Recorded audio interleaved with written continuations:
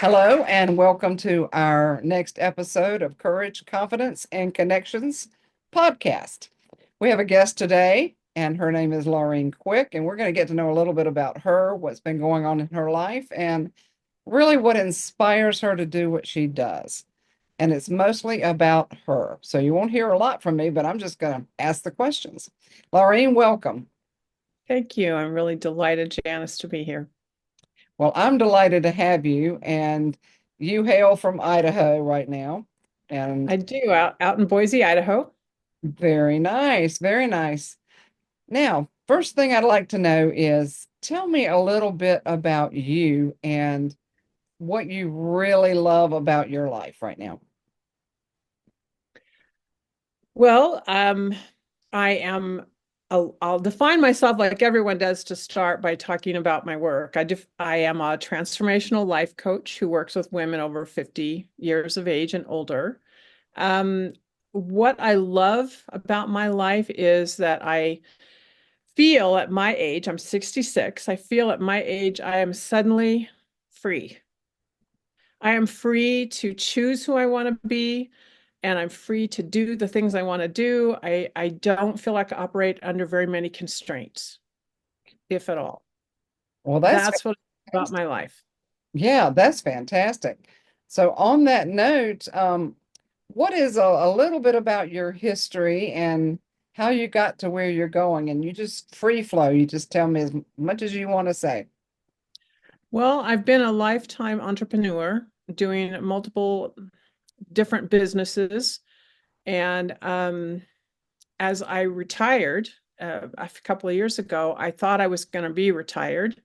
But then I began wanting to make a difference in the lives of the women that I interacted with on a regular basis who were my age. What I discovered was I was going through something and they also were going through it.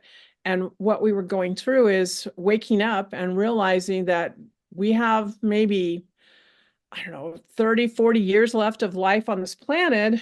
And we no longer have kids at home, or I no longer had kids at home. In my case, I'm a widow and my husband had died, but in many cases, women are divorced or their husbands have just sort of checked out. And beyond that, they've retired. And so it's like, I don't want to spend the rest of my life sitting in front of a television set watching TV.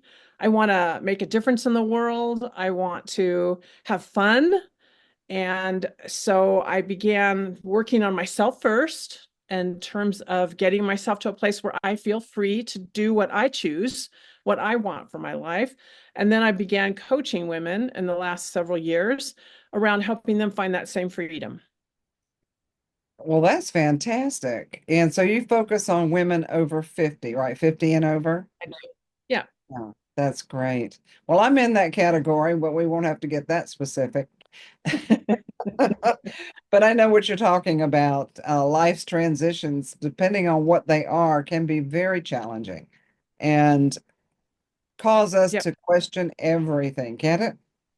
It does. And the thing about it is no one talks about this. It's not like, I mean, when I was a kid and I was going through the startup of menstruation, there were books about this, there were movies in school about this, everyone talked about this, and you kind of had an idea. When I was going through menopause, people talked about menopause and doctors explained what was going to happen to your body and how you might react and what you could do and all that kind of stuff. But Yeah. no one really talks about the fact that as you get older, you start to have time for yourself and you really want to make a meaningful life for yourself. It's the time now to start thinking about what's my legacy, what will people remember me by, but more than that, have I really done all the things I've wanted to do? Have I really lived the joy and had the adventures that I've been dreaming about? So what started all of this for me was I woke up when I turned 60 and I had these thoughts, and it was like I promised to myself from that day forward, I was going to stop talking about what I was going to do someday, and I was going to start just doing things. Well, And the first, oh, go ahead.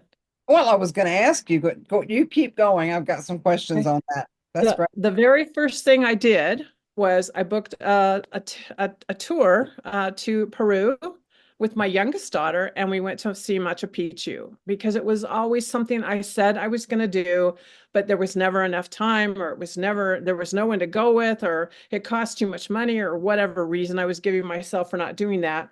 But I visited with my daughter. She said she wanted to go. And so we got ourselves booked on this tour. And really, that kicked everything off for me. Well, I was going to ask you about adventures, but you went right to it. Now, I see a lot of pictures that you share from time to time about your hiking and, of course, your beloved dog, who is, Yes. she's beautiful. Dixie. Yep.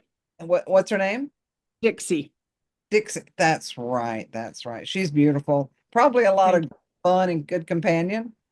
She's a great friend. I don't know how my life, I can't imagine my life without her. Oh, that's fantastic. So I'm not the hiking adventurous type, but in your hikes, do you get together with women in our, in our age group and develop new friendships? Has that been a powerful thing for you? Absolutely. After I got back from Peru, I realized I wasn't in as good a shape as I could have been. And I started going to the gym. And then from there, my oldest daughter and I started hiking together. And we were hiking quite a lot. And finally, one day she said to me, Mom, I think you need to get some friends because I can't keep up with you. I can't keep doing all these weekend hikes. I have a life, I have other things going on. And I felt a little like, oh my gosh, have I been asking too much of you? But it was a really good kick in the butt, so to speak, because it caused me to get online and find some hiking groups. And out of that, I met women. And then I also started looking at adventure tours. And out of that, I met women. And I've made a group of friends, some my age, some younger, some even older. And we regularly get out on the trails throughout the year. But also, we plan trips together and go to places like where we went to Mount Rainier last fall, went over to Texas and hiked Guadalupe Peak last year. Just we pick places we want to go and explore, and then boom, we're on a plane. We've rented an Airbnb and we have a hiking plan, and we enjoy ourselves immensely. Wow, that is great. Is there anything on your calendar coming up anytime soon? I have been waiting to make my plans for 2025 just because I have a big family wedding coming up. And so the focus has been all around getting my daughter married in April, my youngest daughter over in Austin. And then after that, I will start making plans for the coming summer and rallying my girlfriends to see who wants to join me as well. I will say that the other thing that I've learned from this whole experience has been how important your friends are. That it was really easy when I was busy being a mother, being a wife, working, trying to get everything done to ignore my friends. And what I found was I had to go out and make friends. And what I find from the friends I have now today is they also are in the same situation where we have to go out and learn what it means to be a friend again and actually how to meet people and how to cultivate our relationships with each other. But again, just like with my dog, I can't imagine my life today, Janice, without my girlfriends. Oh, that's great. Yeah. Friends are our dynamics change, Lorraine, as we get older. Our priorities change, our dynamics change. And Absolutely. not too long ago, I lost an older sibling. It was Mhm. tragic, and I really don't think that's appropriate for here. But it did open my eyes to see, wow, okay, I had regretted talking to him recently. So I had some thoughts going on there, of course. And I've never really considered age anything but a number, and that's how I still think. It's just a number to me. Yet the value of relationships in our lives and staying in touch, um, is so vital. And even if it's just a text or a phone call, reaching out to someone. So, so tell me what I think, am I correct in thinking you recently published a book about this topic, or are you in that process? I am actually writing one. This last year, I did a number of interviews with women who are 50 years of age or older. and have been doing research and then writing a book all around what are the challenges and what are the strategies women can use to make friends, and not only make friends, but develop those relationships. Because just like every relationship we have in our lives, our friends, it takes work. We have to work at developing those friendships. They don't grow by accident. The biggest lesson I think I've learned is if you really want to grow a friendship, make sure you are having shared experiences. Okay. Do things together that cement your connection. It's not enough. I mean, it's important that we stay in touch. So, for example, even with family, my brother and my two sisters and I, we sort of lost each other in this process of getting older and having our own families and all that kind of stuff. And then in the most recent years, the last few years, we found ourselves having family reunions where the four of us get together and we actually spend time together face to face. But and then we also do the birthday calls and Zoom calls together over the holidays and all that kind of stuff. But it's really important that you actually have FaceTime with your friends, that you what for however long it is, once a year, twice a year, four times a year, however long it can be, you are face to face together, sharing an experience together. Those things bond you together closer. I think a challenge that a lot of people, especially women, probably face is just like hiding out. I know that that's been something that I have dealt with. Is like I just want to stay in, you know, Mhm. close the curtains, watch TV, and I'm not the kind who'll sit around and play bridge. I would not be a good one to do that with. So that's not my thing. But do you find in your research that women are prone to isolate? I think we are all, as we get older, men and women, prone to isolation. In fact, I think that the research says that loneliness is an epidemic among older Americans, for example, people that live in the US. Um, and the pandemic especially empowered that, ingrained in us that it's not safe to go out, so let's just stay inside where it's safe and let's limit ourselves to a real small circle of people that we interact with. So you sometimes you do have to push yourself to get out. You also have to find things that you love. So for you, Janice, I wouldn't recommend you go and play cards at somebody's house if that doesn't turn you on, right? You need to find things that you love, whether it's golfing, um, hiking, biking, going to movies, going to the theater, whatever it is that you love to do, find other women who love to do that and do it with them. So you have that to share. From my own experience, I do a lot of hiking, but I've also evolved into book clubs. Oh, I nice. love to read, and I'm finding connections with women who enjoy reading a good book and then talking about it. Mhm. Yeah, so it's find what you love and then find other women who like to do that. Yeah, that's great. That really is great advice because you're right. Over that time where we isolated or had to isolate, it did develop in us a different culture and a different mindset, Mhm. and it's easier to stay, oh, got another movie to watch. I'll go out another time or things like Mhm. that. And I totally understand. I like having friends over, even if that's Mhm. what it takes. And just, Perfect. yeah, just hang out. They're a little bit younger than I am, but I don't think of the age thing. So I guess they don't either.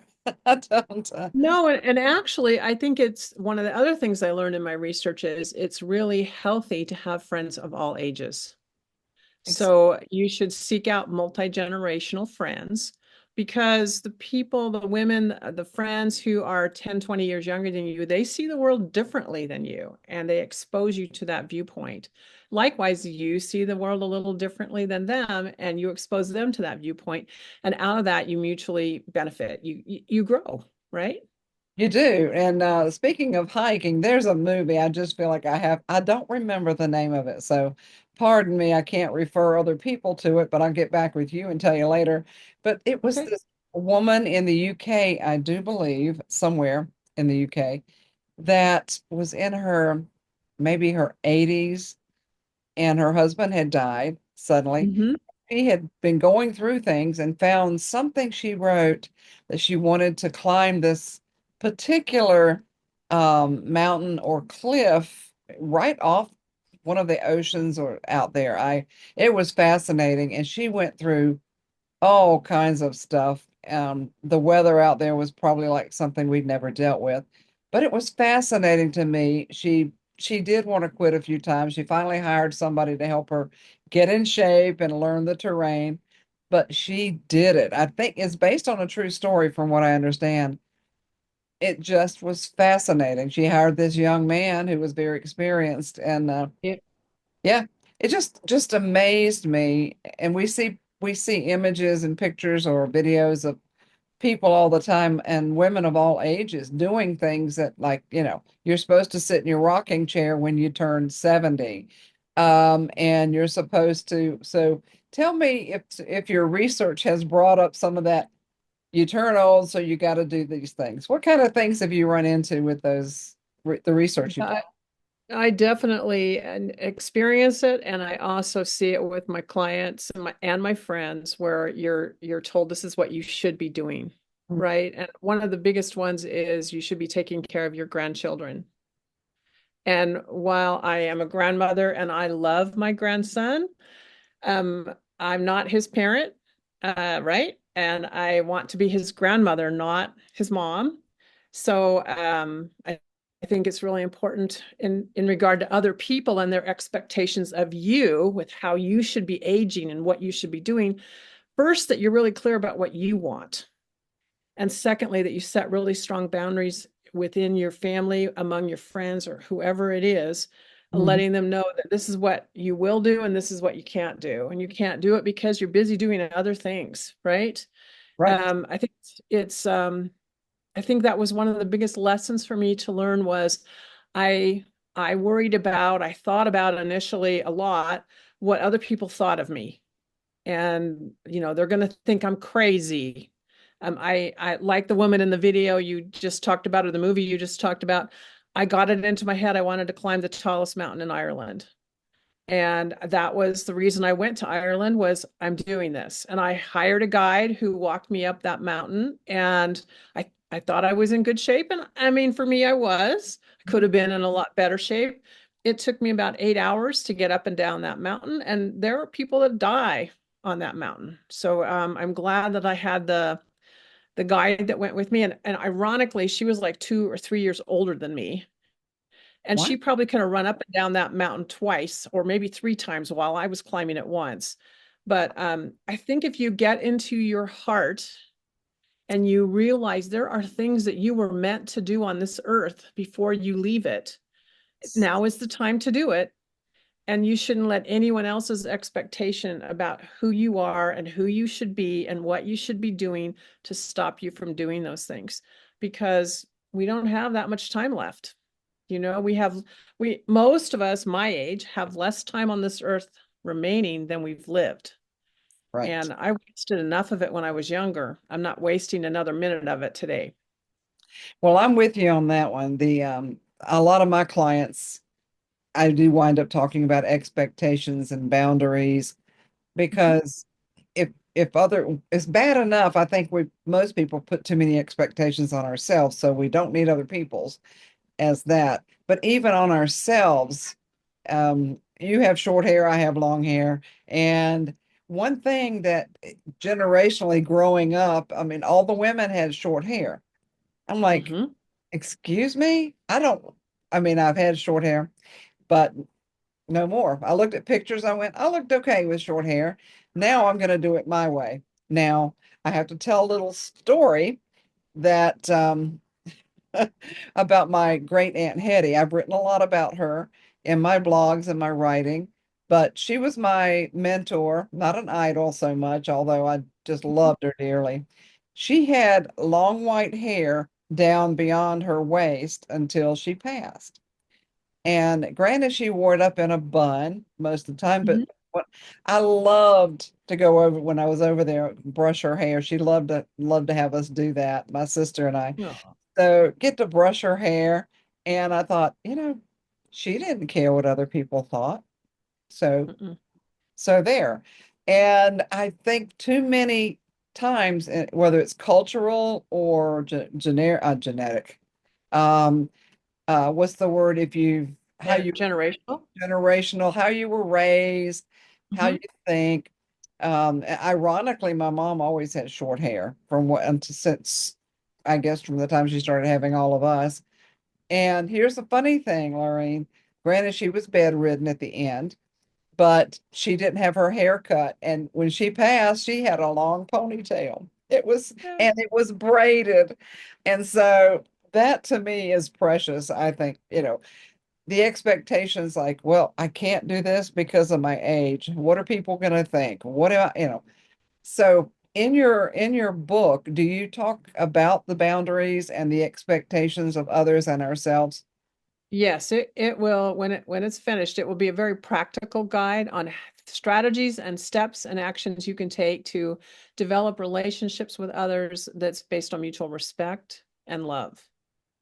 And I will say, I'll add to this. This has been a big learning for me in the last year in particular. What I have also learned is what people think about me, what they thought about me 10 years ago, and what they think about me today is different. Not because I'm that much different, but because they see things differently. Uh, And so, if other people's perceptions of me keep changing based on their experiences, how could I possibly have any impact on what they think of me today? yeah. Right. Right. And that was very freeing. It was like, that's your thing. Whatever you're thinking about me, that's your thing. And whatever I'm thinking about you, that's my thing. But perceptions will shift and change based on our own experiences and hopefully the wisdom that we gain as we get older. So I don't worry too much anymore about what other people think. Right. I try to be respectful of other people, and at the same time, I respect myself, and Yes. I don't violate any sense of who I am, because I'm worried about they're not going to like it or they're going to wonder. I push forward. At the same time, I'm respectful. I hope that I'm respectful. Yeah, I think my cat wants in on the video, but he's gonna go live with the video one way or the other. Well, Um, he's welcome anytime. I will tell you, I've almost, I would say I'm halfway done writing the book. oh And I yeah, do hope that by the end of this year, if not earlier than this year, we see it go into some form of publication. So I'll keep you posted on that as it happens. I'm yeah. excited. I think it'll be really helpful for women to understand it's not because people don't like you that you can't make friends. It's not because you're not kind enough or loving enough to generate close friendships. It's because there's processes you do, things, skills you must have, and it's merely about developing and honing those skills that will allow you to have those rewarding connections and relationships. Well, as you notice, the name of my podcast has connections in the title Yeah. because, yeah, I mean, courage, confidence, connection. So, your story has all of the above. It has every piece of what I love to talk to people about, and that's the courage to be who you are, do what you desire. The confidence comes after the courage. It starts to build, and then Mhm. you make the connections. And truly, having grown up so much with a disconnected lifestyle and family, uh, I find that we get we disconnect from ourselves. So I'd like to have your viewpoint on that because I grew up in an environment where the connection just didn't happen for many reasons. But I disconnected from myself for many, many years. I couldn't feel anything. I didn't know what that was like. So tell me your experience or your from your interviews and your research. What your thoughts on just reconnecting or connecting with who we really are and connecting with ourselves? I think that's probably the hardest challenge all women face as they get older. When they come off that, I'm so busy, I don't have a minute to think. And then they suddenly have a lot of time to think. You're not alone. No, none of us are alone in that. The biggest biggest message I would give to a woman saying, I don't know who I am and I don't even know what I want, is to become introspective. Mm. And you can do that in a lot of ways. Sometimes it's just sitting and looking out a window, right? Yes. Other times it's through journaling, or it's through meditation, or it's, even through stories, writing stories, or any kind of creative work. Painting is another way to find yourself, things that you throw yourself into, lose yourself for a few moments, but then your mind also turns on and begins to think back and think forward into who it is who you are today and who you want to become in the future. But it has to begin with looking inside yourself and asking those hard questions. Yeah. Mhm. Mhm. And you can use coaches, counselors, even ministers at your church can help you with these kinds of questions that you might be asking, but in the end, you're the one that has to answer them, right? Absolutely. And I work with people on that level as well. And that was Mm-hmm. a hard thing for me. That was a very hard thing to because I was in a workshop seminar thing, and the leader asked me what I thought about something, and I'm not kidding, I was a deer in the headlight. Oh no, asked me what I felt. And Mm-hmm. I just looked at him and was like, "What do you mean?" I literally had no idea. And thankfully, that was a number of years ago. And I was on a quest in the last few years to like, okay, I really got a lot of healing. And one of the best things I recommend is people don't know how to just sit and be quiet and be Yep. still. And being present is harder than it looks. It's harder It than it is looks. really hard. Yeah. Absolutely. It is the most challenging thing you can do, I, in my humble opinion. Right. well, I am a I hundred. always, I always, I always laugh when I tell people about how when I gave birth to my daughters was the first time I really understood what it means to be in the moment, because in between contractions, you are completely and totally present. Your mind is focused on what is happening to your body. And as you go into that contraction, that is all you are experiencing. There's no, what did I have for breakfast yesterday? And what am I going to do tomorrow? And she said that to me and I can't believe it. And, all that stuff drops away when you're giving birth. But, so it was easy in that moment, but I don't recommend that as an ongoing practice necessarily. You're right, just taking time to sit still and to listen. But also, I think you made a really good point, Janice. It isn't just about what you're thinking, it's also about what you're feeling. And sometimes we don't even differentiate that in ourselves, right? We think what we are feeling is what we're thinking, and it's actually not necessarily true. So sometimes the quieter you make yourself get, the more the feelings actually come up as well. And honestly, I believe the feeling part of you is more important than the thoughts. I totally agree. I totally agree.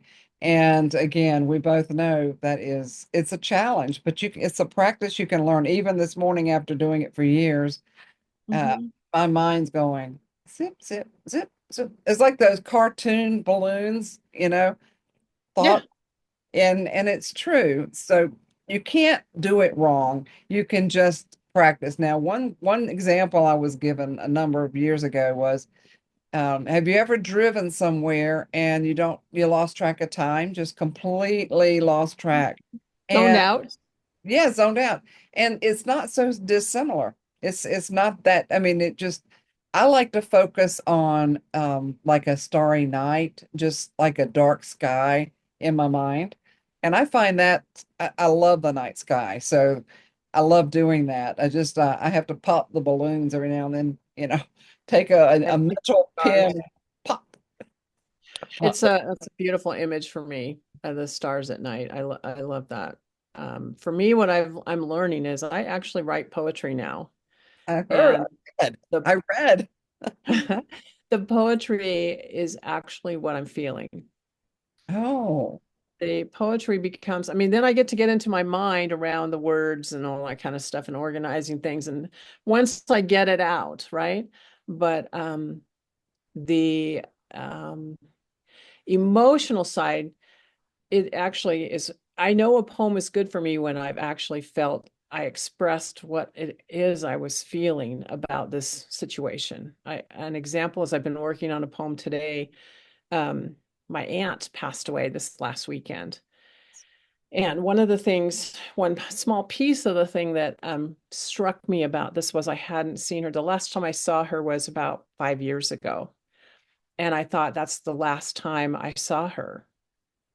And I started thinking about, my daughters. And it's like, will they remember or will they know that it's the last time they see me?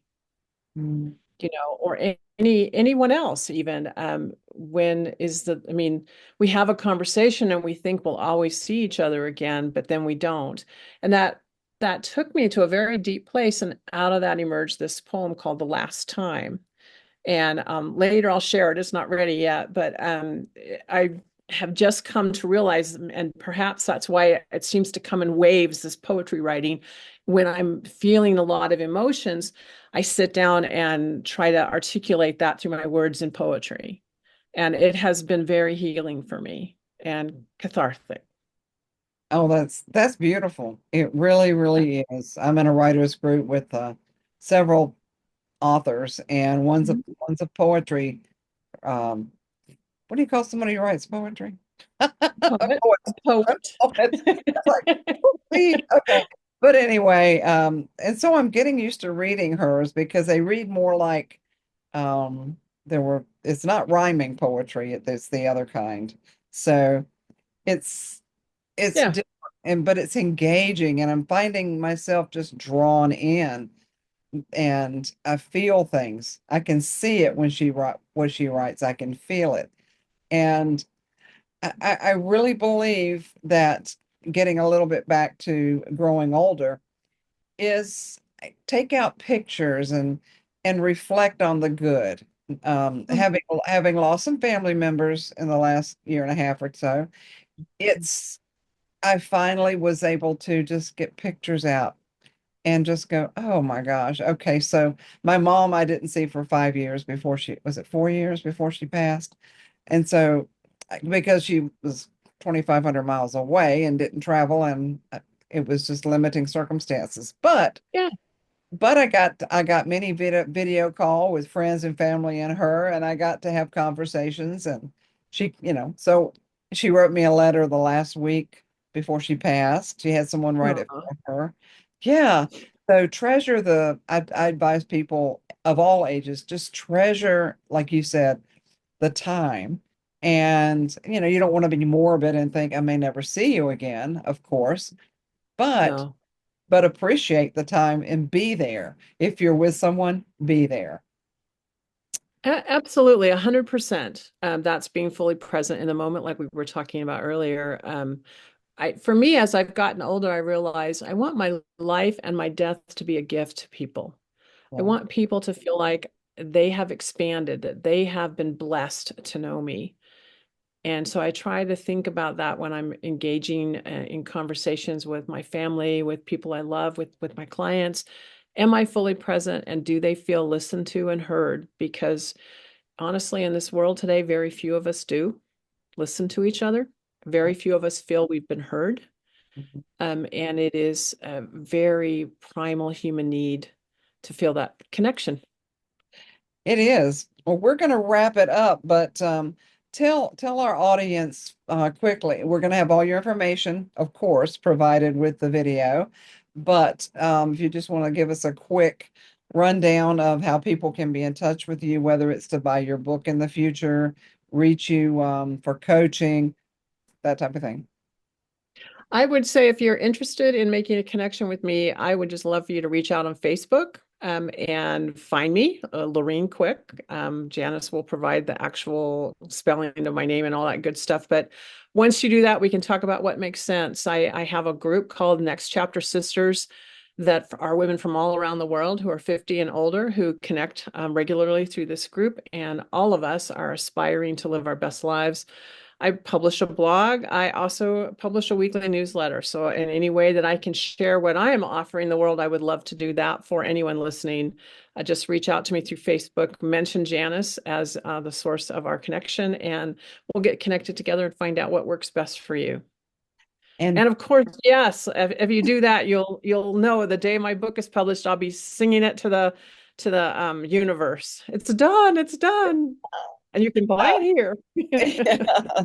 oh, and I'll be glad to read it and write a review for you. So I would love that. Thank you so much. you're welcome. Well, we're going to sign off of Courage, Confidence, and Connections podcast for now, but keep watching because our guests are getting more and more interesting every day. We have fun. So we're going to be out of here for now. Catch you next time.